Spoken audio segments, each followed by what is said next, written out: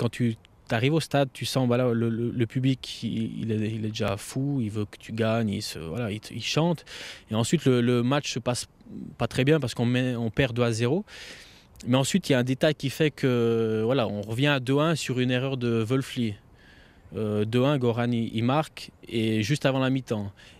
Et moi, je me rappelle, à la mi-temps, Goran dans le vestiaire, il dit les gars, j'ai jamais vu Goran pousser des gueulets comme ça, mais il dit les gars, on peut pas la perdre, on doit rien lâcher, on doit continuer.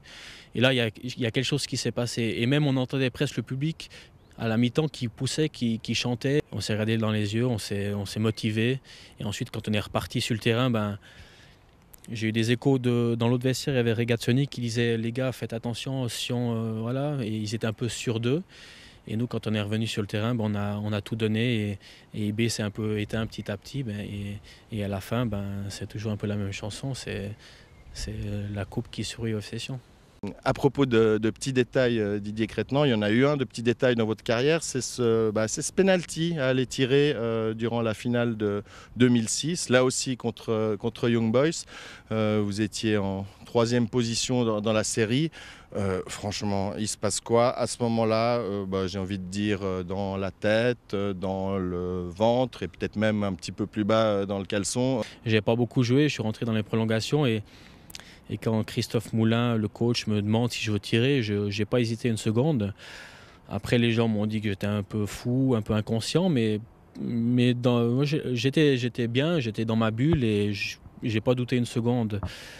Ensuite, j'ai l'habitude de tirer les pénaltys d'une certaine manière, et je me suis dit qu'il ne fallait pas que je change. Et voilà, j'ai fait abstraction de tout ce qui se passait autour, j'ai fait abstraction du fait que si on était invaincu, et j'ai été tiré, j'avais un objectif, c'était de mettre le ballon au fond des filets, et c'est ce que j'ai réussi à faire. C'est ce que je voulais faire, donner mon empreinte à ce match, et montrer qu'à 20 ans, ben, je pouvais voilà, avoir comme tu as dit, en avoir dans le casson pour aller aider le FC Sion à gagner cette coupe. Vous parliez des nuits relativement courtes, des fois avant la finale. Inutile de dire qu'après la finale, elles étaient encore plus courtes, non? C'était quoi la plus belle, la plus furieuse? Oui, après les matchs, j'ai pas eu beaucoup d'heures de sommeil. La plus furieuse, c'était en 2009, où j'ai carrément fait nuit blanche. Je vais pas rentrer dans les détails de... Si. Je vais pas rentrer dans les détails. Vous avez des photos? Non, il n'y avait pas de portable avec photo à l'époque, en 2009, pas encore. Si, mais tout a dû être détruit. Ouais, tout a été détruit, mais je me rappelle que j'ai fait nuit blanche. Peut-être j'ai même dormi 1 ou 2 heures, et on s'est retrouvés le matin ou à midi pour manger avec l'équipe, et voilà, il m'a fallu 1 ou 2 jours pour récupérer. Et quand je sors du bus, il y a Christian qui vient vers moi, il me dit écoute, comment tu te sens? Je dis je vais très bien, oui. Il me dit t'es prêt? Je dis oui, je suis prêt. Il me dit parce que tu vas jouer, tu joues dimanche. Je dis ah ok.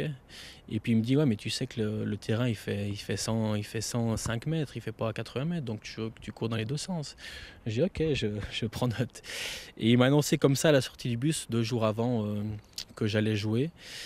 Et il y a personne qui savait. Il m'a dit voilà, tu gardes ça pour toi, mais prépare-toi à jouer le match. Et ensuite le lendemain, j'ai vu Laurent Rousset qui m'a dit ce qu'il attendait de moi durant le match, et c'était un peu la surprise pour tout le monde, même mes coéquipiers ne savaient pas que j'allais jouer, et je pense que quand les gens au stade ont vu que j'allais commencer le match, ils étaient passablement surpris. Même en ayant joué avec des grands joueurs, des joueurs qui ont gagné des grands trophées, ben ils savent qu'à Sion c'est la culture de la Coupe de Suisse, et de ne pas décevoir les gens le jour J, parce que sincèrement, j'aimerais pas être dans le bus de la première équipe qui perd la coupe, mais ça ne devrait pas arriver.